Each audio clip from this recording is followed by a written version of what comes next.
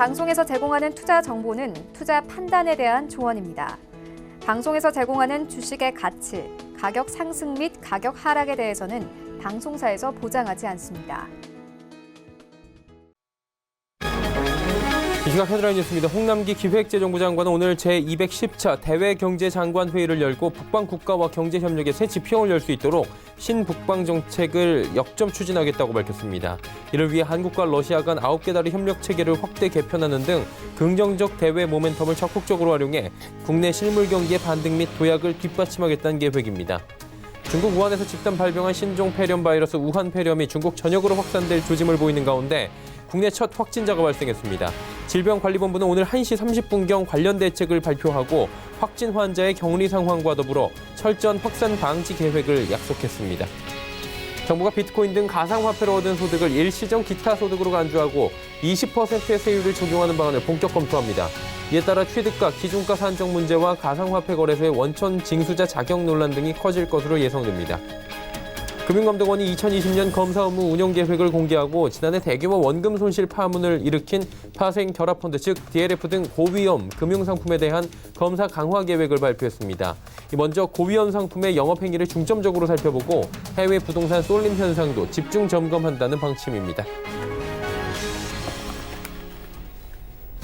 시청자 여러분 안녕하십니까. 오늘장 내일장 출발하도록 하겠습니다. 서정덕입니다. 일단 시장이 오늘도 잘 달려줍니다. 지난주에도 잘 달렸던 시장 계속해서 흐름을 가져가는데요. 이렇다 할 돌발 악재가 나오지 않은 가운데 미국 쪽의 지표 호조가 지금까지는 긍정적 모멘텀으로 작용하고요.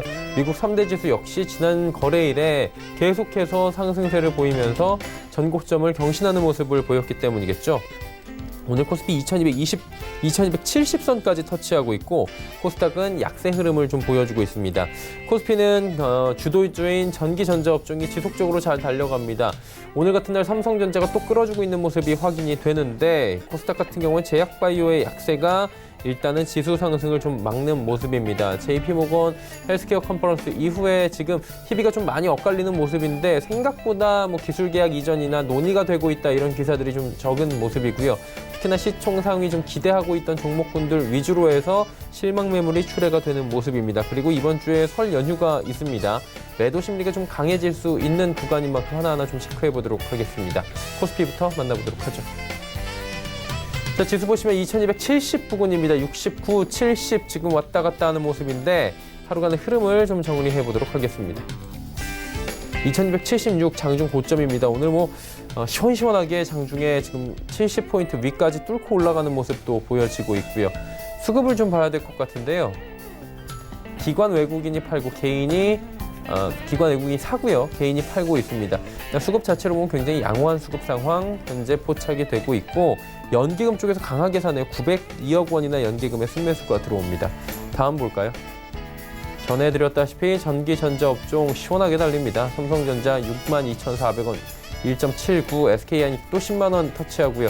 네이버 하락하고 삼성바이오로직스는 올라갑니다. 삼성바이오로직스 어느새 44만 원 부근입니다. 6위부터 10위 종목들입니다. 현대차 보합 그리고 현대모비스 셀트리온 지금 LG생건 보합 아니면은 약세 보이는데 시원하게 올라가는 종목 LG화학 보이죠? 오늘만 5.41% 최근에 20만 원대까지 떨어졌던 주가가 어느새 35만 원대까지 회복을 하면서 휑휑 달리고 있다라고 표현이 되고 있는데 전기차 배터리 모멘텀이 조금 요즘에 강하게 LG화학이 불어오고 있는 상황입니다. 다음 볼까요? 포스코도 잘 달립니다. 작년까지는 중국 쪽이나 여러 가지 원가 문제가 좀 있었고 그게 미중 무역 갈등에 직접적으로 좀 악재로 작용을 했는데 오늘 보니 포스코 같은 경우에는 미중 무역 분쟁이 이렇게 완화가 된다면 원가를 같이 올릴 수 있고 그러다 보면 이익률이 개선이 될 것이다 라는 이야기가 레포트를 통해서 많이 출회가 된 상황입니다. 보다 보니 포스코도 3% 가까이 올라가고 있고요. 삼성물산 11만 원대까지 올라갑니다. KB금융, 신한지주, SK텔레콤 모두 상승 흐름 가져갑니다. 코스닥으로 넘어가 보도록 하죠. 거래소 분위기가 좀 다릅니다. 686, 700포인트 문턱에서 다시 맞고 내려오는 모습인데 흐름을 좀 보도록 하겠습니다. 보시면 690까지도 터치를 했는데 바로 밀려 내려오는 모습이고요. 특히나 12시 지나면서부터 확 꺾여 내려오면서 하락 전환되는 모습도 포착이 됩니다. 수급을 좀 볼까요? 개인만 삽니다. 기관, 외국인의 동반 매도, 기관은 전 주체가 매도 포지션 잡습니다. 다음 볼까요? 시총 상위주들인데 전해드렸다시피 셀트리온 헬스케어는 올라갑니다. 근데 셀트리온 관련 그룹주들 좀 보셔야 된다라고 지난주부터 뭐 여러 가지 루트를 통해서 이야기가 나오고 있죠. 서정진 회장이 주주들이 원한다면 합병을 할 수도 있다라고 한 겁니다. 셀트리온 헬스케어, 셀트리온 제약까지 세 개 종목을 한 개로 합병을 한다면 합병 비율도 지금 이야기가 나올 거고요. 여러 가지 좀 복잡한 셈법이 나올 텐데 이 부분은 좀 보시면서 들어가야 될 것 같습니다. 헬스케어는 올라가고 있는데 나머지 제약과 셀트리온 본주는 또 내려갑니다. HLB 빠지면서 10만 6천 원대까지 내려왔고 CJENM 16만 원 문턱에서 다시 내려왔고 스튜디오 드래곤도 빠지고요. 펄어비스도 19만 원대에서 다시 밀려 내려옵니다. 6위부터 10위 종목들도 보겠습니다. 보시면 KMW, 메디톡스, 원익 IPS 올라갑니다. 하지만 SK머티리얼즈, 파라다이스 빠지는데 파라다이스가 오늘 급락입니다. 다음 보도록 하죠. 휴젤 보합인 가운데 메지온이 소폭 상승하고요. 솔브레인, 헬릭스미스, SFA 빠진데 헬릭스미스가 최근 시장에서 지속적으로 밀리다 보니까 시총순위도 많이 지금 하락한 모습이 포착이 됩니다. 다음 보도록 하죠. 환율이 1160원을 터치를 못하네요. 1157원대에서 계속해서 공방을 벌이는 모습입니다. 금일폰 방송에서 제공해드리는 정보는 투자 판단에 대한 조언일 뿐입니다. 해당 주식의 가치와 수익률 보장해드리지 않는다는 점 참고해 주시길 바랍니다. 네, 월요일 이 시각 1시 57분 지금 막 지나는데 특징주 바로 살펴보도록 하겠습니다. 정보경 캐스터입니다. 지난 주말 미국 증시가 다시 한번 사상 최고치를 경신했습니다. 우리 시장은 코스피가 오늘 하루 종일 상승 흐름 이어가고 있고요. 코스닥은 오후 들어 하락세로 돌아섰는데요. 이 시각 이슈 종목들은 어떤 게 있는지 지금부터 만나보시죠. 이 시각 종목 핫3, LG화학, 롯데지주, 써니전자가 올라와 있습니다. 오늘의 첫 번째 종목은 롯데지주입니다. 신격호 회장 별세에 롯데그룹주들이 일제히 상승하고 있는데요. 롯데지주가 현재 5.46% 올랐습니다. 37,650원에 거래 중입니다. 하루간의 흐름도 확인해 보시죠. 오늘 수직 상승하면서 출발한 주가가 상승폭을 계속 줄여나가는 모습입니다. 어제 오후 롯데그룹 창업주인 신격호 명예회장이 별세했습니다. 신 회장이 타계하면서 롯데그룹의 지배구조, 주주정책과 사업계획 등의 변화가 있을 것으로 보이는데요. 지분 상속에 따른 경영권 안정화 기대감에 롯데그룹주들이 오늘 강세를 보이고 있습니다. 특히 롯데지주 우선주는 오늘 장중 상한가를 기록하기도 했습니다. 다음 종목 만나보시죠. LG화학이 잇따른 합작법인 설립 소식에 강세를 보이고 있습니다. 현재는 전날 대비 5.41% 올랐습니다. 35만 1,000원에 거래 중입니다. 하루간의 흐름도 확인해 보시죠. 오늘 계속 빨간불 켜주고 있고요. 최고가는 35만 1,000원입니다.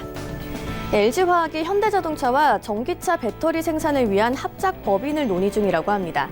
일단 두 회사 모두 확정된 것은 없다는 입장이지만 양쪽의 이해관계가 맞아떨어지는 만큼 구체적인 협력이 가시화될 것으로 전망되는데요. LG화학은 이 밖에도 중국의 지리자동차, 미국의 GM 등 자동차 업체들과 전략적 제휴를 강화하고 있죠. 현대차그룹과의 협력을 통해서 전기차 배터리 분야에서 확실한 글로벌 1위로 자리매김할 것으로 기대됩니다. 오늘의 마지막 종목 만나보시죠. 안철수 전 바른미래당 의원이 총선 불출마를 선언하면서 오늘 관련주들이 급락하고 있습니다. 써니전자는 현재 전날 대비 13% 넘게 내렸습니다. 5,170원에 거래 중입니다. 하루간의 흐름도 확인해 보시죠. 개장과 동시에 주가 큰 폭으로 하락하는 모습입니다. 1년 4개월 만에 안철수 전 의원이 귀국했습니다. 앞서 안 전 의원의 총선 출마 가능성이 거론되면서 이른바 안철수 테마주들이 급등했었는데요. 하지만 안 전 의원은 이번 총선에서 불출마하고 신당을 창당하겠다고 밝혔죠. 이 같은 소식에 오늘 써니전자, 알랩 등 안철수 관련주들이 모두 급락하는 모습입니다. 지금까지 이 시각 종목 핫3의 정보경이었습니다.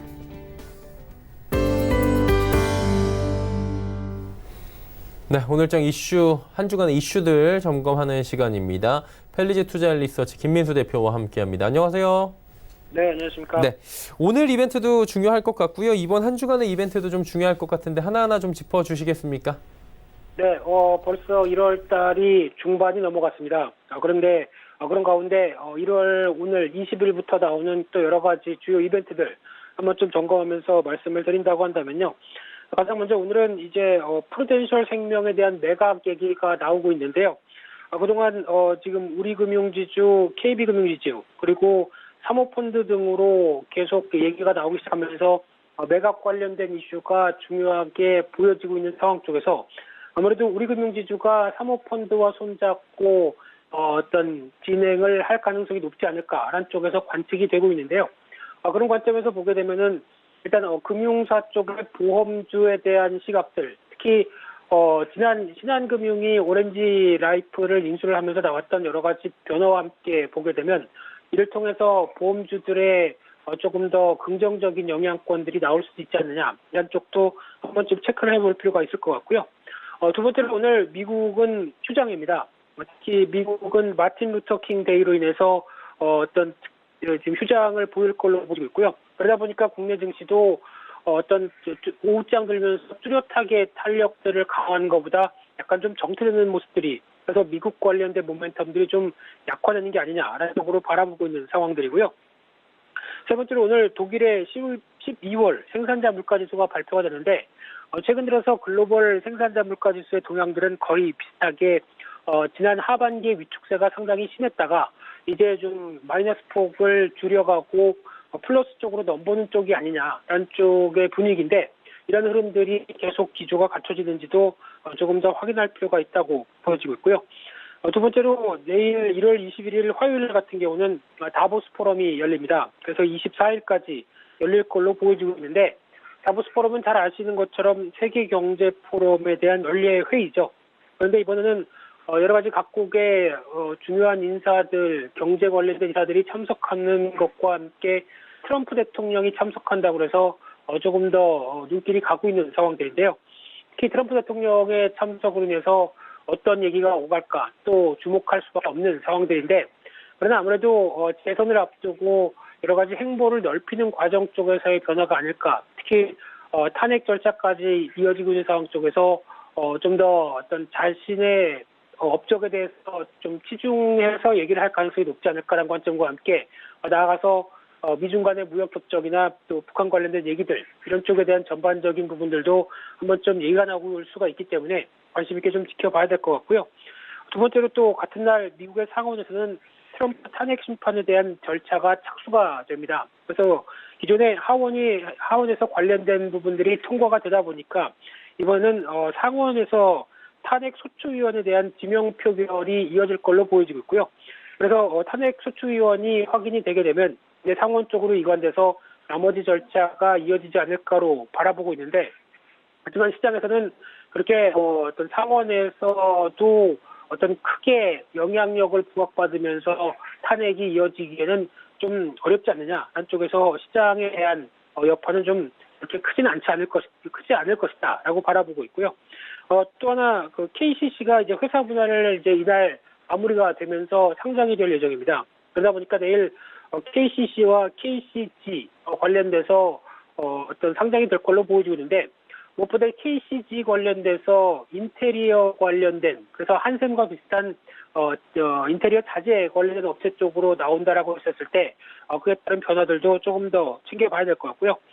또 하나 이날 한국의 12월 생산자 물가지수가 발표가 될 예정인데 말씀드렸던 것처럼 9월달, 10월달이 마이너스권으로 들어서기 시작하면서 정점까지 치달았다가 이제 11월달에 하락폭은 좀 줄은 모습들인데요.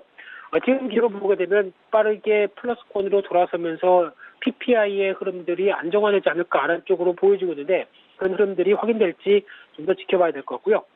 1월 22일 날은 아무래도 관광 관련된 모멘텀을 좀 주목해야 될 것 같습니다.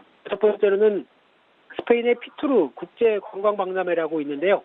26일까지 이어지는데 세계 3대 관광박람회 중에 하나입니다. 그래서 한국이 동아시아 국가 처음으로 주빈국으로 초청이 되다 보니까 그에 따라서 어떤 포함에 대한 모멘텀들이 많이 위상이 올라갔구나라고 생각할 수 있는 상황들이고요.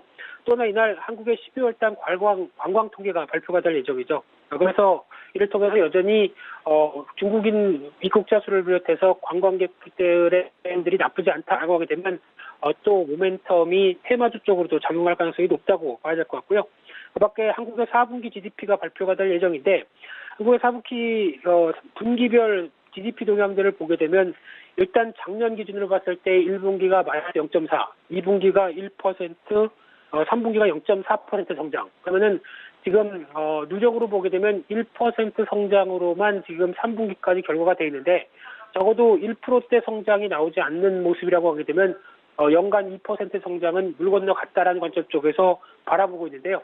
하지만 중요한 부분들은 무엇보다 지난 흐름이라는 점에 대해서 무게를 실을 수 있을 것 같고요. 그래서 좀 변화가 되는 모습들이 확인이 된다라고 하게 되면 조금 더 바뀔 수는 있다는 관점 쪽에서 좀 더 주목을 해야 되지 않을까 생각이 들고요. 그 밖에 한국의 실적 발표 쪽에서 삼성물산이 대기를 하고 있고요. 미국 쪽에서는 텍사스 인스트루먼트가 대기를 하고 있는데 반도체 쪽이다 보니까 또 관심 있게 봐야 될 것 같고요.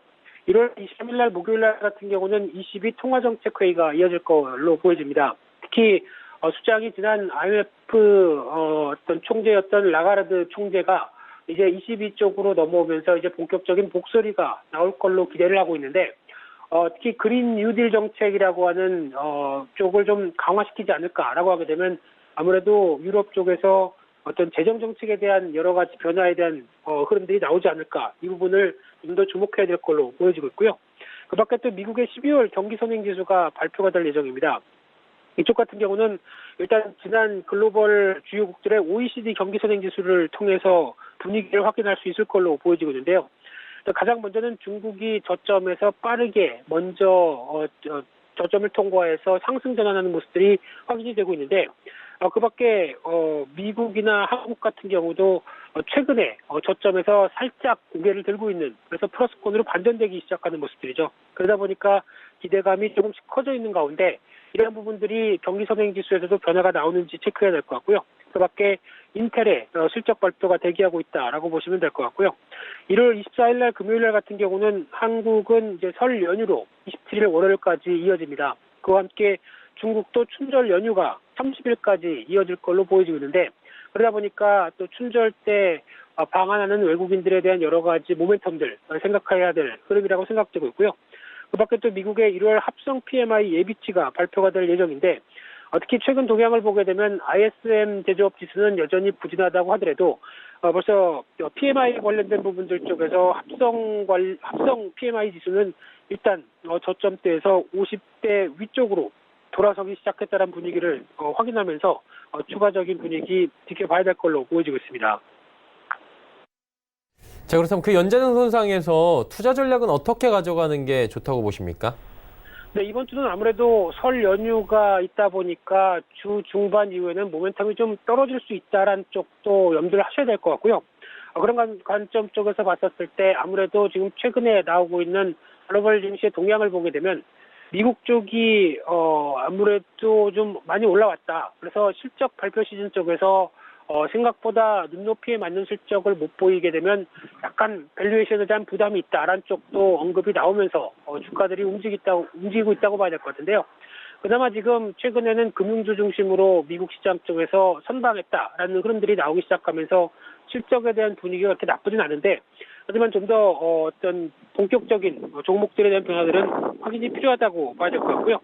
마찬가지로 국내 기업들도 이제 본격적으로 설 연휴 이후에 실적 발표가 진행이 될 걸로 보여지고 있습니다. 그에 따라서 중요하게 바라보셔야 될 부분은 기업 실적과 관련된 쪽이 아무래도 기대감은 4분기까지는 낮다. 하지만 앞으로 변화에 대한 기대감이 좀 더 작용할 수 있다라는 쪽에 대해서 너무 지난 분기에 대한 실적에 무게를 실는 부분들은 좀 지양해야 될 부분들인데 그러다 보니까 아무래도 개선 기대감은 있는 만큼 그에 따라서 좀 최근에 주가가 올랐다라고 하게 되면 또 차익 매물도 같이 이어질 수 있다는 점도 염두하셨으면 좋겠고요. 그와 함께 좀 최근에 이어지고 있는 기관의 매도세 그리고 외국인들의 매수세 이런 쪽에 대해서 시장이 약간 어떤 한 축으로만 움직이는 분위기인데 특히 기관 매도세 같은 경우는 최근에 이어지고 있는 라임 자산 운용의 여러 가지 여파가 기관의 유동성 확보를 위해서 나오고 있는 움직임도 같이 맞물려 있다는 점도 생각을 해볼 필요가 있을 것 같은데요. 따라서 일단 지금 기준으로 보게 되면 2250선을 안착해서 단단하게 다음 흐름으로 넘어갈 수 있는 분위기를 만들 수 있을지 아니면 다시 힘이 떨어지면서 2200선 초반으로 설 연휴를 맞이할지를 좀 더 주목을 하셔야 될 걸로 보여지고 있는데 그러다 보니까 시장 전반적으로는 종목별 차별화가 계속 진행되면서 상대적으로 그나마 중소형주가 좀 선방하지 않겠느냐라는 부분들이고요. 그렇다고 하더라도 여전히 시장의 중심은 IT 업종이다. 이 부분 다시 한번 생각하시면서 전략을 짜가시는 한 주가 되어야 될 것 같습니다. 네, 이번 한 주간의 전략들까지 함께 들어봤고요. 오늘 말씀은 여기까지 듣겠습니다. 고맙습니다. 감사합니다. 펠리즈 투자인 리서치 김민수 대표와 함께했고요. 이슈 칼럼 바로 이어집니다.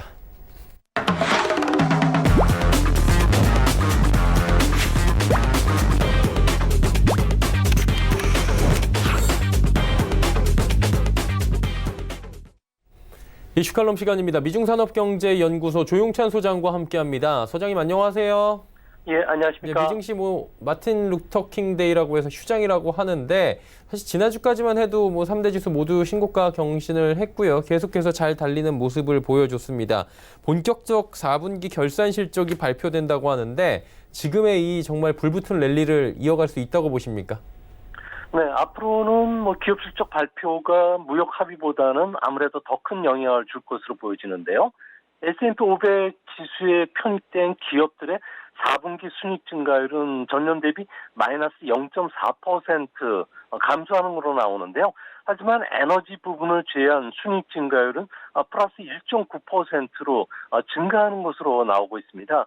이번 4분기 실적에서 가장 주목해서 보셔야 될 업종은 애플, 인텔, 그리고 마이크로소프트가 포함된 IT 업종인데요. IT 업종 같은 경우에는 4분기 실적이 플러스 0.6%로 증가세로 돌아서고요. 또 올해 연간으로는 플러스 10.4%로 V자형 실적 회복이 예상이 되고 있는 상황입니다. 이 때문에 올해 S&P 500의 전체 순이익 증가율은 플러스 9.7%인데요. 이 중에 IT 업종의 기여도가 2%포인트 정도로 가장 높습니다. 아무래도 시장에서는 4분기 실적보다는 IT 기업의 1, 2분기 예상 실적이 얼마나 상향 조정될지, 그리고 IT 기업들의 투자 계획 발표가 주가에는 상당히 민감한 영향을 끼칠 것으로 보여지는데요. 이 때문에 22일 장 마감 뒤에 발표되는 텍사스 인스트루먼트의 코멘트에 따라서는 세계 반도체 경기 회복을 점칠 수가 있기 때문에 아무래도 우리나라 반도체라든지 기술주에 가장 큰 영향을 미치지 않을까 보여집니다. 실적 호전세가 이렇게 뚜렷하다면 상승장이 좀 이어질 수 있을 것 같은데 궁금하신 부분이 시청자분들도 그 부분일 것 같아요. 많이 올랐는데 역사적 고점이라고 하는데 지금 같이 말에 좀 올라타야 되는가 말아야 되는가 부분인데 이 부분은 어떻게 보십니까?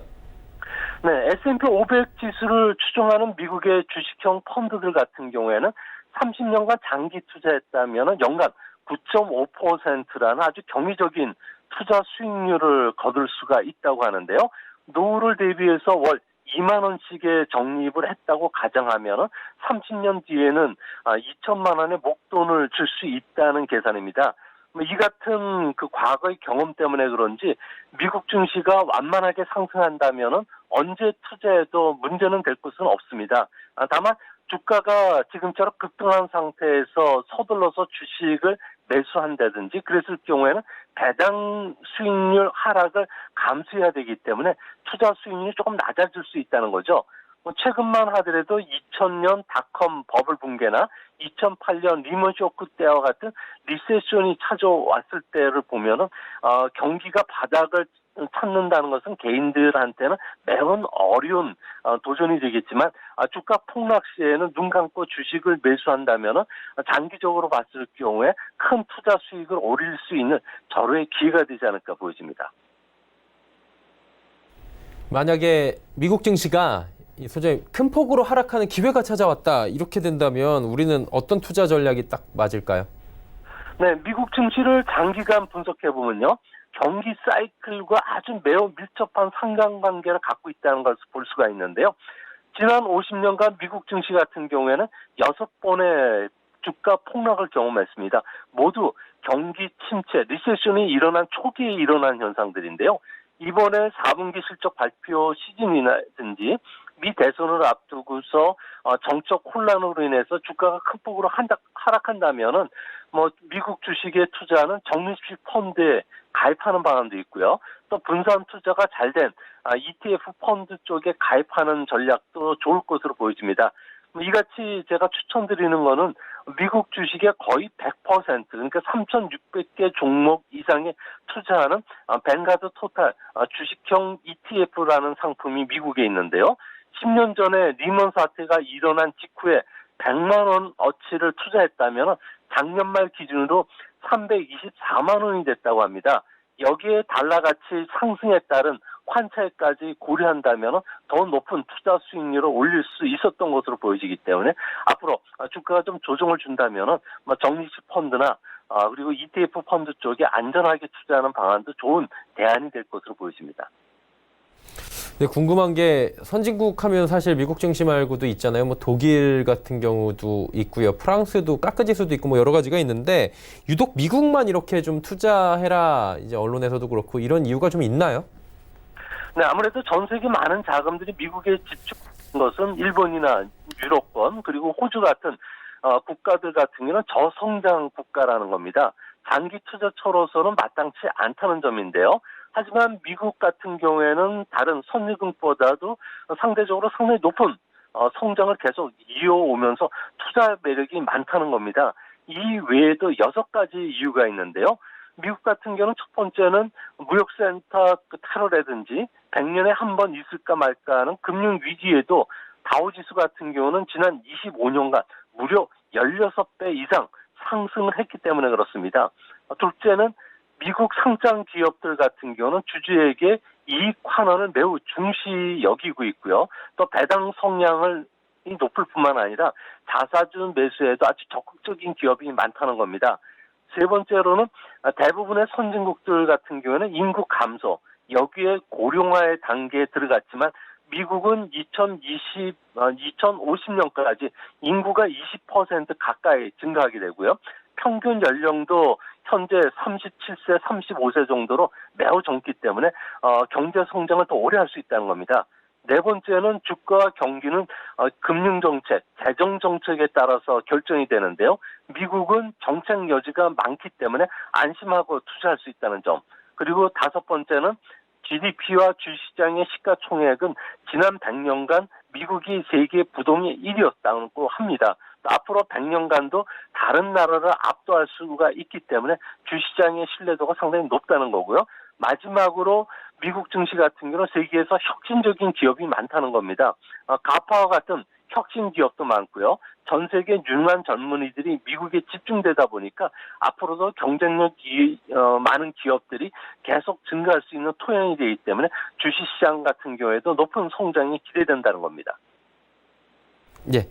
그리고 이번 글로벌 증시 상승 랠리는 단연 반도체가 이끌어가고 있다라고 해도 과언이 아닐 정도입니다. 우리 시장도 뭐 삼성전자, SK하이닉스 연속으로 계속해서 올라가고 있는데 그래서 반도체 시장은 주가 상승처럼 좀 빠르게 회복이 될 것이냐 이 부분이 궁금한데 어떻게 보십니까? 네, 실리콘 사이클 같은 경우는 반도체 실질 움직임보다 한 6개월 정도 선행을 하는데요. 무려 작년 5월부터 회복 국면에 들어와 있는 상태고요. 경기 확장과 수축의 기준선 부분까지 거의 지금 올라와 있기 때문에 앞으로 반도체는 다시 경기 침체 국면에 빠질 가능성은 없는 것으로 보여집니다. 반도체를 움직여왔던 스마트폰이라든지 노트북 PC와 관련해서는 아주 특별한 수요가 아직까지 나타나고 있지는 않지만 재고 조정이 지금 빠르게 진행이 되고 있기 때문에 아무래도 비메모리를 중심으로 해서는 재고 조정이 상당히 빠르다는 점에서 반도체 수요도 바닥을 친 것은 아닌가 보여지고요. 또 한 가지는 신형 아이폰 11이라든지 그리고 프로맥스와 같은 고기능화된 상품들이 계속 출시가 되고 있고요. 또 한국 그리고 중국에서 5G와 관련된 하이엔드 모델이 경쟁적으로 출시가 되면서 이미지 센서 부분을 중심으로 해서 반도체 수요가 크게 늘어나고 있다는 겁니다. 결국 실리콘 사이클로 봤을 경우에 지금 긴 불황의 터널을 막 벗어나고 있는 상황이기 때문에 아직도 여전히 반도체 시장의 전망은 밝다고 볼 수가 있겠습니다. 네, 조금 전에 2019년 하반기 반도체 사이클 수요에 대한 이야기를 좀 해주셨는데 본격적으로 지금 다 낙관적으로 볼 수 있는 상황은 아니잖아요. 수요 공급 자체에 대한 얘기로 볼 때. 그럼에도 불구하고 좀 낙관적으로 보시는 이유가 있겠죠? 네, 세계 반도체 수요의 40%는 스마트폰, 노트북용 수요가 대부분을 차지하는데요. 이 부분이 현재 바닥을 친 상태고요. 실제 반도체 시장의 가수요는 데이터 센터용 그리고 차량 탑재용, 산업 기계용 수요가 좌우를 하게 됩니다. 데이터 센터형 투자들 같은 경우에는 가파를 중심으로 해서는 현재 투자 계획을 세우고 있겠지만 예전에 2017년도와 같은 화랑은 아닌 상태가 보여지는데요. 그런데도 2020년부터는 반도체 수요가 회복될 수 있다는 근거로 보는 것은 과거 실리콘 사이클의 회복 과정이 한 6개월, 그리고 확장 과정이 한 5개월 정도 걸렸고, 평균 그 경기 확장 국면이 반도체는 평균 한 11개월 정도 됐습니다. 이 때문에 앞으로도 평균 11개월뿐만 아니라 길게 23개월 정도까지 실리콘 사이클이 이어질 수 있다는 점에서는 최소 2020년 말까지는 계속 반도체 경기 같은 경우에는 경험학상 계속 확장 국면을 이어갈 가능성이 크다는 것 때문에 반도체와 관련된 전망을 밝게 보는 근거가 되고 있습니다. 그렇다면 반도체 사이클 회복 강도에 대한 이야기를 좀 들어봐야 되는데 약할지 강할지 좀 알 수 있나요? 네, 반도체 수요 같은 경우는 단기적 변동 요인이라고 경기 순환 사이클을 타는 부분이 있고요. 중장기적 변동 요인이죠. 자율주행 자동차라든지 AI, 사물 인터넷과 같은 혁신적인 제품이 등장을 하는 경우가 있는데요. 이번에 세계 반도체 사이클을 보면은 2018년부터는 단기적 요인에 의해서 하락을 했지만 작년 그 중반 이후부터는 반도체 재고 조정이 빠르게 진행되고 있고요. 5G와 관련된 스마트폰 특수로 인해서 단기적 요인도 이제 그 바닥을 찍고 이제 회복 국면에 막 들어서기 직전이라는 겁니다. 중기적 변동 요인이라고 할 수 있는 사물 인터넷과 관련해서도 데이터 이코노미의 진전에 됨에 따라서 반도체 가수요도 계속 일어나고 있는데요. 이 때문에 앞으로 세계적인 그 금리나 재정 확대 정책, 그리고 무역 전쟁이 휘전함에 따라서 기업의 투자 심리가 조금만 더 살아난다면 데이터 센터용 수요뿐만 아니라 차량용, 산업 기계용 수요도 같이 증가하기 때문에 시간이 갈수록 반도체 수요는 더 강해지지 않을까 생각이 듭니다. 2020년에 세계 반도체 매출액이 그렇다면 성장을 할 텐데 어느 정도까지 좀 보고 계신 겁니까? 네, 반도체 매출 증가를 예측할 때 애널리스트 같은 경우는 자주 이용하는 모델이 바하 모델인데요. 실제 반도체 그 매출액, 그리고 미국과 중국의 제조업 PMI, 그리고 반도체 주가 지수를 가지고 월별 데이터를 이용해서 향후 매출 전망을 추계를 하게 됩니다.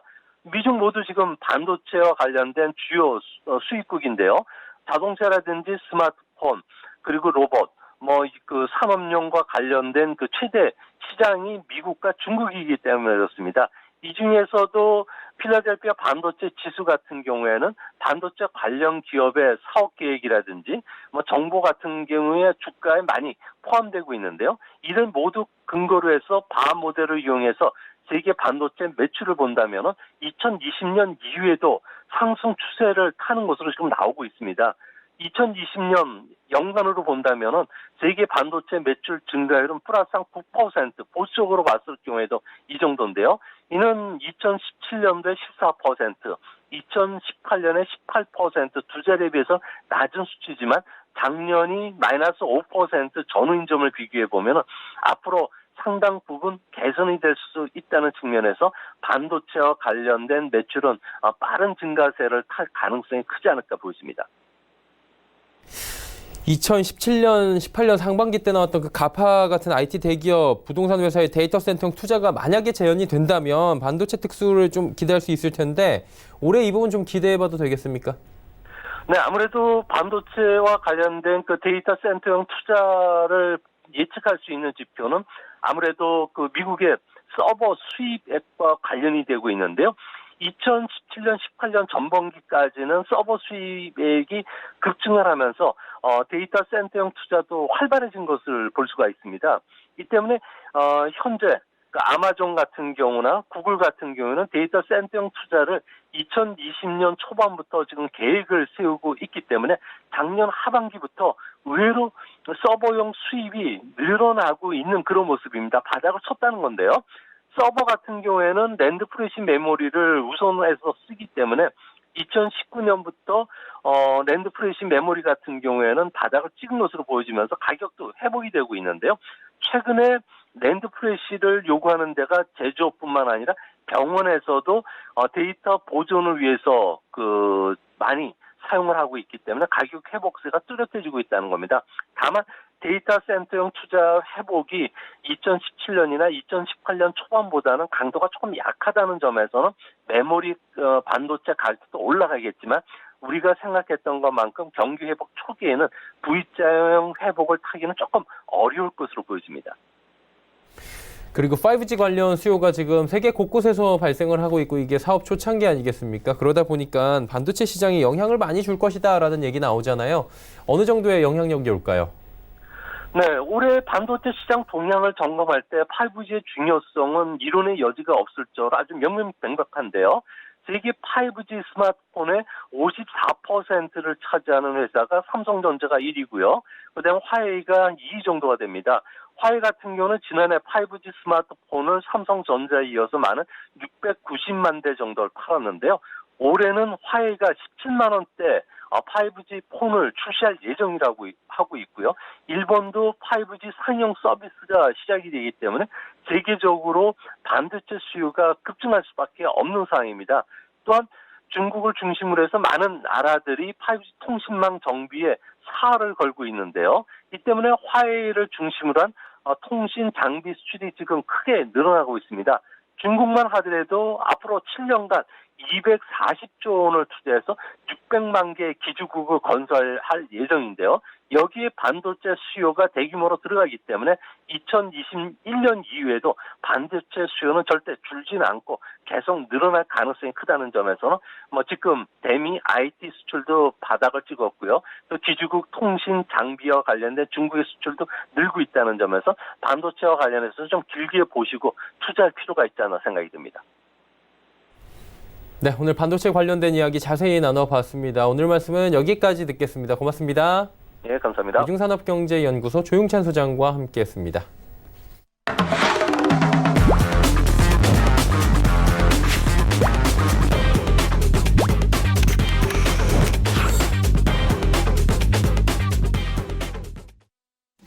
네, 시장 이야기, 종목 이야기 바로 출발해 보도록 하겠습니다. 벤자민 투자연구소 신일섭 소장 함께합니다. 안녕하세요. 네, 안녕하세요. 예, 오늘 이야기 바로 이제 출발해 보도록 하겠습니다. 어떤 종목이 오늘 괜찮아 보이십니까? 네, 오늘 첫 번째 종목은 아톤입니다. 아톤은 모바일 OTP 사업을 하고 있고요.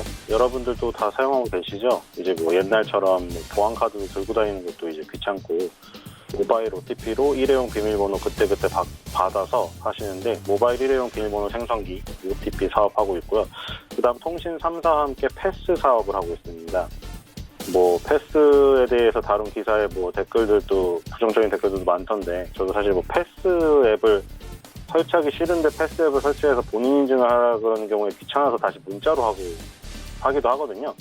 근데 패스를 통신 3사가 다 활용을 하고 있기 때문에 패스 앱을 까신 분도 많을 거예요. 그래서 통신 3사와 함께 패스 사업을 영위하고 있다. 이렇게 크게 두 가지로 우리한테 잘 알려져 있고 아톤이라는 회사명은 잘 안 알려져 있을 거예요. 얼마 전에 상장을 했기 때문에. 지난해 10월 달에 한국인터넷진흥원 키사와 주관하는 대국민 고지 안내문의 전자화 시범 사업이라는 이 사업의 주관 사업자예요. 근데 이 내용을 보면 대국민 고지 안내문의 전자화 시범 사업이죠. 그러니까 뭐냐면 앞으로 대국민에게 고지를 하거나 안내문을 낼 때 다 전자 문서화 하겠다는 거죠.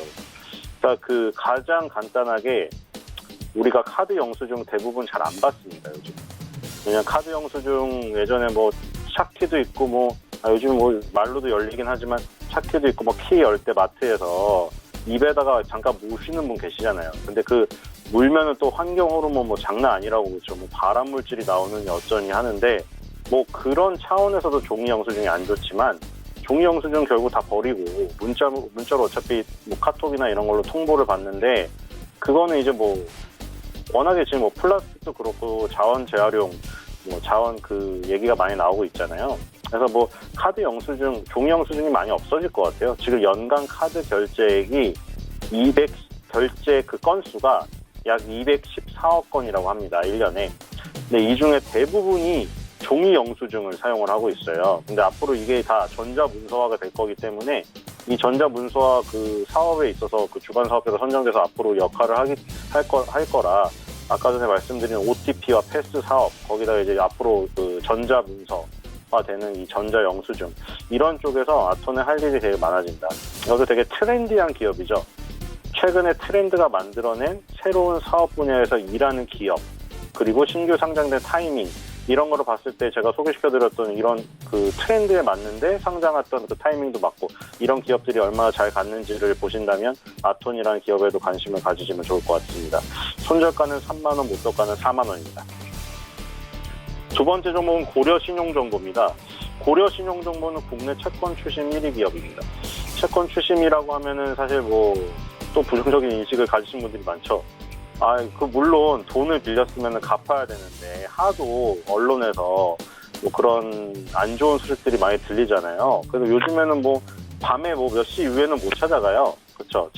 내가 채무자지만 채무자 뭐 갚아야 되는 건 당연한 거죠. 돈을 빌렸으면 갚아야 되는데 과도하게 뭐 돈을 갚으라고 요구를 하거나 뭐 그 드라마에 나오는 것처럼 굉장히 무슨 약간 그 큰 조직에서 막 협박을 하거나 이런 것들이 이제 처벌받습니다. 근데 이제 고려신용정보는 상장되어 있는 채권 추심 그 전문 업체고요.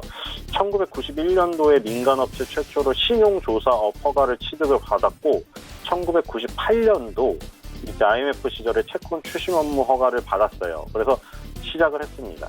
2002년도에 코스닥 상장이 되었고요. 지금 주요 매출은 98년에 시작했던 채권 추심업이 89.4%를 차지하고 있고, 91년에 민간업체 최초로 신용조사업 허가를 취득했던 이 일은 최근에 신용조사업이 7.9% 정도, 민원 대행업은 2.7% 정도 차지하고 있습니다. 이게 그 고려신용정보 하면은 그 하는 일도 그렇고 아까 말한 대로 우리가 뭐 재밌는 일이 아니잖아요. 사실 뭐 재밌는 일이라고 하면 그런데 뭐 반도체도 사실 재밌는 일은 아니지만 삼성전자라는 회사가 워낙 우리 그 나라를 이끌어가기 때문에 관심이 있잖아요. 근데 사실 그 신용정보 이 회사는 관심이 사실 없어요. 그리고 이 그 주가도 마찬가지로 잘 관련이 없습니다. 관심이 없어서 좀 소외되어 있는데 사실 소리 없이 강하게 가는 종목입니다. 그래서 그 손절가는 4,500원, 목표가는 6,000원으로 잡았는데 이 조용한 종목을 꾸준히 따라가시는 스타일을 원하시는 분들은 이 종목이 딱 좋을 것 같아요. 네. 그리고 마지막 종목은 경인양행입니다. 경인양행이라는 종목도 지금 잘 가고 있는데 이 회사 자회사에 JMC라는 회사가 있습니다. JMC가 고품질 산화 그래핀 제조하는 기술을 보유하고 있습니다. 이것은 그래핀 옥사이드라고 하는 불리우는 그 물질인데요.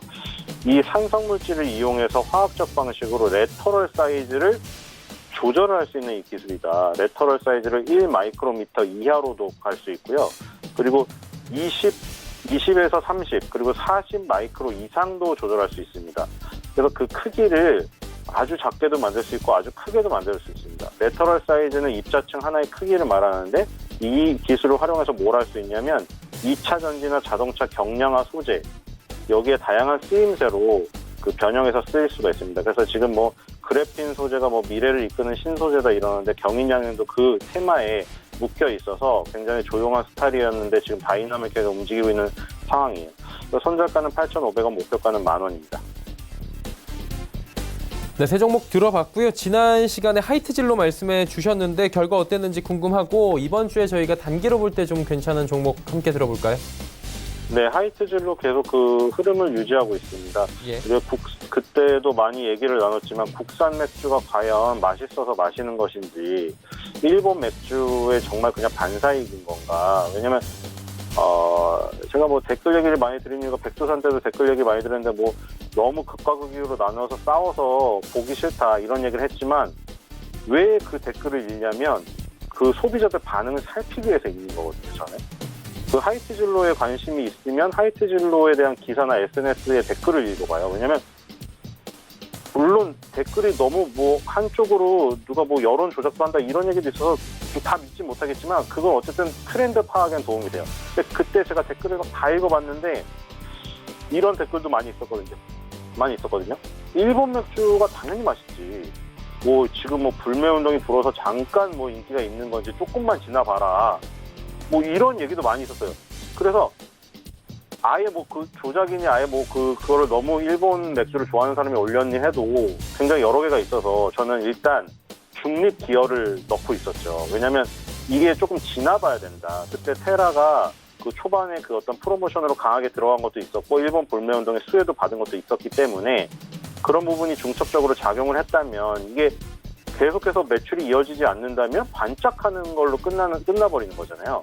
근데 이제 그 시기가 어느 정도 많이 지났죠, 지금. 뭐, 대마도 여행도 안 가고, 지금 뭐 일본 여행 매출도 많이 줄어들었고, 지금 뭐 유니클로 사태도 뭐 불었다가 뭐 시끄럽다가 막 DH 사태도 불어지고 뭐 한동안 뜨거웠던 여론을 많이 장식했던 이런 부분이 지나갔잖아요. 이 지나가는 시기 동안 시간이 그만큼 갔는데, 테라의 직접 매출을 확인해 보니 굉장히 많이 올라갔다는 거죠. 그 구매층이. 그래서 이런 거를 봤을 때 하이트진로가 주가에서 기술적 분석으로도 그런 부분을 보여줬고 이제는 주목을 해야 될 때다. 그렇게 판단이 들어서 계속 그 단기 추천주로도 갖고 왔던 건데 지금도 흐름이 이어지고 있기 때문에 하이트진로에 대해서 지금 뭐 몇 년 동안 좀 부정적 시각으로 봤던 그 시각을 이제는 좀 전환을 시켜야 될 때가 아닌가. 여러 부분에서 지금 너무나 나타나고 있기 때문에 기본적인 부분, 기술적인 부분에서 다 확실한 부분이 나타나고 있어서 마음가짐을 좀 바꿔야 될 것 같아요. 마음의 틀을 바꾸기가 어려운데 저도 사실 하이트진로에 대해서 되게 안 좋게 봤기 때문에 이제 좀 전환을 해야 될 타이밍이 왔다고 생각이 됩니다. 네, 하이트진로 말씀을 해주셨고요. 그럼 오늘은 어떤 종목을 짧게 볼까요? 네, 바로 말하는 거였죠. 아톤입니다. 아톤이 네. 지금 상장한 뒤에 지금 밑으로 쭉 내려왔는데 이런 거 한 번씩 뜰 때 맨날 많이 경험하셨잖아요. 제가 신규 상장주 많이 소개시켜드렸기 때문에 한 번 빠져서 밑으로 내려가는 거. 그러니까 물론 올라가면 좋아요. 바로 올라가는 신규 상장주들도 있었죠. 그러니까 그런 거는 이제 금상첨화인 거고 한 번 이제 밑으로 내려간 다음에 거기서 주구장창 내려가는 굉장히 악한 경우는 거의 없어요. 그리고 한 번 크게 한 번 칠 수가 있는데 그게 트렌드에 맞을 때 아까 내용을 봤을 때 지금 트렌디한 신산업에 굉장히 맞아떨어지는 종목이잖아요. 그렇기 때문에 밑바닥에서 지금 손절가를 제한해 놓은 가운데 한번 강하게 치는 것을 노려볼 수도 있지 않을까. 그런 생각에 아톤을 이번 주 단기 추천주로 한번 추천하도록 하겠습니다.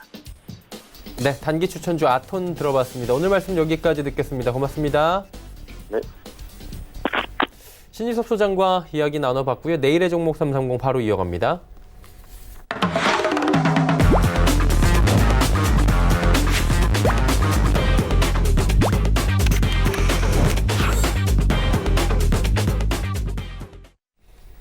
내일의 종목 330 시간입니다. 서울경제TV의 이지환 전문위원과 함께합니다. 어서 오세요. 안녕하세요. 네, 오늘 주제부터 바로 살펴보도록 하죠. 주제가 IT 섹터 4분기 실적 발표를 점검하겠다라고 해주셨습니다. 자, 어떤 내용이 나올지 궁금하네요. 예, 지금 이제 삼성전자 4분기 잠정 실적 발표가 좀 나왔고, 이어서 이제 다른 종목들도 상당한 이제 4분기 실적 발표 시즌에 이제 본격적으로 들어가게 되는데, 특히 이제 IT 섹터 같은 경우는 그동안에 골고루 섹터별로 기대감을 가지고 외국인들이 집중적으로 매수하면서 상당히 많은 큰 폭으로 올랐습니다. 그렇다면 이제 이렇게 많이 큰 폭으로 오른 상태에서 과연 이제 4분기 실적이 어떻게 열리냐에 따라서 개별 종목별로 다시 이제 급등을 좀 이어가는 부분도 있겠지만, 여기서 이제 급락이 나올 수도 있는 부분도 있기 때문에 우리가 섹터별로 조금은 점검을 해봐야 되는데 그 중에서 특히 이제 좀 주의를 좀 해야 되는 섹터에 대해서 집중적으로 좀 말씀을 드리겠습니다. 먼저 이제 말씀드릴 섹터는 이제 OLED 관련된 섹터입니다. OLED 관련된 섹터는 지금 현재 이제 기대감도 많고 LCD에 대한 대안으로서 디스플레이에서 이제 주력으로 좀 올라서는 모습을 보여주고 있는데요. 특히 이제 우리가 좀 조심해야 될 부분이 지난 4분기부터 중국의 점유율, 특히 이제 BOE 관련된 중국인 점유율이 소형 가전 쪽으로는 굉장히 가파르게 좀 올라오고 있는 중이었습니다. 그렇기 때문에 과연 이제 4분기에 뚜껑을 열었을 때 중국의 OLED 관련된 점유율이 얼마나 늘어났냐에 따라서 특히 이 소형 가전 쪽, 휴대폰 관련된 OLED 쪽에서는 실적이 상당히 중국 쪽에 잠재적으로 좀 잠식당했을 경우가 좀 있기 때문에 이 부분을 좀 조심하자라는 말씀을 좀 드리겠고요. 반면에 이제 OLED 관련된 부품 장비주 같은 경우는 오히려 중국 쪽으로 납품이 좀 늘어나면서 시총이 좀 올라가는 종목들도 있을 수 있습니다. 그렇기 때문에 OLED 관련된 종목들은 이번 4분기 실적 발표를 앞두고 상당히 좀 세심하게 볼 필요가 있다 말씀을 좀 드리겠고요. 두 번째는 이제 반도체 관련해서 시스템 반도체와 파운드리 반도체에 대해서 좀 말씀을 드리겠습니다. 우리가 이제 D램 가격은 12월 달에 반등을 줬고 특히 주력 제품 같은 경우는 10% 이상 상승하면서 삼성전자 실적 발표를 보면 잠재적으로 우리가 DRAM 쪽, 메모리 쪽에서는 상당히 실적이 많이 개선됐다는 부분을 알 수가 있습니다. 여기에 이제 낸드 플래시까지 1분기에 전환되면서 상당히 좋은 흐름을 이어가고 있는데 시스템 반도체와 파운드리 반도체는 정부 정책에 힘있고 삼성전자의 정책에 힘입어서 상당히 이제 기대감으로 많이 올랐습니다. 근데 실제 삼성전자 실적을 볼 때 4분기 실적이 그렇게 우리가 기대했던 것만큼 큰 폭으로 늘어나는 부분은 아니었다는 점을 좀 보신다면 관련된 장비 부품 종목들이 4분기 실적 발표 뚜껑이 좀 열렸을 때 메모리 관련된 반도체 업체들보다는 충격을 좀 받을 수 있습니다. 그 부분을 기대감으로 쫓아가서 상당히 주가가 많이 올랐지만 실제 이제 실적이 발표됐을 때는 단기간에 좀 충격이 올 수 있다는 부분에서 시스템 반도체와 파운드리 반도체 이 성장 용도를 반드시 좀 체크할 필요가 있다라고 말씀을 드리겠고요. 다음 섹터는 5G인데요. 이 5G는 선조정을 받았기 때문에 1분기가 바닥일 개연성이 상당히 높습니다. 다만 실적 바닥론이 지난 4분기에 이제 좀 형성이 되어야 되는데 이 부분이 아마 하웨이 관련돼서 좀 실적이 악화된 기업이 있을 거고 하웨이 덕분에 실적이 좀 호조로 나왔던 기업도 있을 겁니다. 이제 이 부분을 바탕으로 해서 4분기 실적이 반드시 이제 바닥이 확인이 되어야지만 1분기 주가 바닥론이 성립할 수 있기 때문에 4분기 바닥론에 대한 실적 확인이 반드시 좀 필요하다는 부분을 꼭 기억을 해주시고 지금 현재 1차 반등 이후에 주춤 그리는 모습을 좀 보시면은 이 5G는 어느 정도 실적 확인이 꼭 필요하다라고 말씀을 좀 드리겠습니다. 그 다음에 이제 2차 전지 관련된 부분인데, 요 섹터는 굉장히 좀 세심하게 보셔야 됩니다. 왜냐하면 지금 2차 전지 섹터가 예상했던 것보다 지금 한 달 정도 빨리 먼저 주가가 상승을 좀 이어가고 있습니다. 바닥에서 큰 폭의 상승을 좀 이어가고 있는데, 이 2차 전지는 ESS와 관련해서 지금은 현재 제조사의 책임으로 거의 굳어졌고, 구조적인 결함으로 좀 기결이 이미 됐습니다. 법적으로. 그렇기 때문에 이 손해상기를 지난 4분기에 하느냐, 이번 1분기에 하느냐에 따라 실적이 많이 달라집니다. 4분기에 미리 매를 맞은 기업들도 있고요. 끝까지 버티다가 이제 1분기로 이 부분 손해를 좀 이양한 기업들도 있습니다. 삼성 SDI 같은 경우 대부분 지난 4분기에 다 처렸기 때문에 오히려 4분기 실적이 바닥론이 좀 형성될 수 있습니다. 그런 점에서 이 ESS와 관련된 손실을 4분기에 털고 가는 기업과 이번 1분기에 넘긴 기업들 간에 주가의 움직임은 반드시 차별이 좀 있을 수 있고 그 부분 때문에 2차 전지가 지금 현재 선도적으로 올라가는 기업이 좀 충격을 받을 수 있습니다. 그 부분을 좀 보신다면 2차 전지는 ESS 관련된 손해상기를 지난 분기에 했던 기업들 위주로 바닥론을 확인하고 눌림목에서 진입하는 부분이 필요하다라고 말씀을 좀 드리겠고요. 그 다음에 이제 휴대폰 관련해서는 우리가 좀 주목해야 될 부분이 폴더블폰 관련된 부품업체들의 실적이 실질적으로 뛰어 올랐냐라는 부분, 이 부분을 좀 확인하셔야 되고, 두 번째는 이 화웨이와 관련된 부분인데, 특히 화웨이의 이 중저가 폰에서의 삼성전자가 화웨이의 이 이슈를 노려가지고 상당히 실적 큰 폭으로 좀 좋아졌습니다. 잠재 실적을 보면. 그런 점에서 실적이 좀 개선된 부분 업체들이 분명히 부품 장비업체들로 나올 거고, 다만 지금 이제 미중 협상 1차가 타결되었고 지적 재산권에 관한 부분이 어느 정도 언급이 됐기 때문에 화웨이 다시 올 2분기부터는 좀 치고 나올 수 있다는 부분을 좀 보신다면은 실적에 대한 기대감이 지금 4분기 이어서 계속해서 이어질 수 있느냐는 부분을 꼭 확인이 필요하다는 부분 말씀을 좀 드리겠습니다. 이렇게 좀 보시면은 전체적으로 주의를 좀 하셔야 되는 섹터에 대해서 말씀을 드렸습니다. 네. 알겠습니다. 자, 그렇다면 오늘 말씀해 주신 부분을 토대로 해서 저희가 눈여겨볼 만한 섹터 좀 짚어주시겠습니까? 네, 아무래도 이제 이 섹터들 중에서 IT는 어쨌든 반도체는 계속해서 메모리 쪽으로 해서 주도주를 형성할 거고, 지금 이제 4분기 실적 바닥론에서 1분기 이제 저점을 턴어라운드 할 수 있는 업종 섹터 내에 있습니다. 그동안 IT 종목들 내에서도 좀 소외됐던 업종들인데, 대표적인 게 이제 2차 전지와 5G입니다. 2차 전지와 5G는 이제 1분기에 저점을 좀 형성할 수 있는데, 둘 다 바닥권을 좀 잡았고, 2차 전지 같은 경우는 바닥에서 좀 상당히 좀 강하게 일단 바닥을 좀 잡았습니다. 1차 상승 이후에 이번 실적 발표와 맞물면서 바닥론이 나왔을 때 저점을 한 번 더 눌리면서 착인할 수 있기 때문에 성급하게 따라가기보다는 이번 실적 발표 좀 기다리셔도 됩니다. 충분히 기다릴 수 있는 여유가 있기 때문에 5G와 2차 전지 관련된 부분 눌림목에서 좀 실적 발표 이후를 기다리는 전략이 필요하다 말씀 좀 드리겠고요. 나머지 섹터들은 지금 현재 굉장히 좋은 흐름을 좀 이어가고 있기 때문에 실적 발표 전후로 옥석이 가려지면은 계속해서 좀 좋은 모습을 보일 수 있을 것이다라고 말씀을 드리겠습니다. 네. 오늘 말씀 여기까지 듣도록 하겠습니다. 고맙습니다. 이지원 멘토와 이야기 나눠봤고요. 금일 본 방송에서 제공해드린 정보는 투자 판단에 대한 조언이었습니다. 해당 주식의 가치와 수익률 보장해드리지 않는다는 점 참고해 주시길 바랍니다. 저희가 준비한 소식은 여기까지입니다. 잠시 뒤에는 마감 임박 60분의 승부 이어집니다. 채널 고정해 주시길 바랍니다. 고맙습니다.